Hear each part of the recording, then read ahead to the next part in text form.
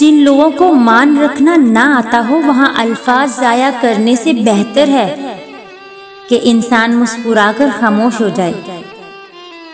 कभी कभी ढेरों अल्फाज होने के बावजूद बोलने को दिल नहीं चाहता, न बताने के लिए, न जताने के लिए, और न हमदर्दी के लिए।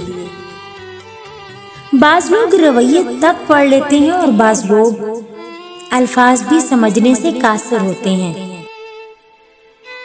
चलो हम मान लेते हैं तेरा जाना जरूरी है, चलो हम मान लेते हैं तेरा जाना जरूरी है, तो क्या ये भी जरूरी है कि रिश्ते तोड़ के जाओ?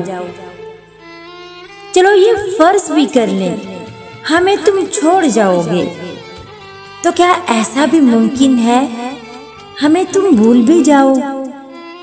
ताल्लुक तोड़ देने से, किसी के छोड़ देने से, ताल्लुक तोड़ देने से, किसी के छोड़ देने से कई बरसों पुरानी ये रफाकत डर नहीं जाती, मोहब्बत मर नहीं जाती, मोहब्बत मर नहीं जाती।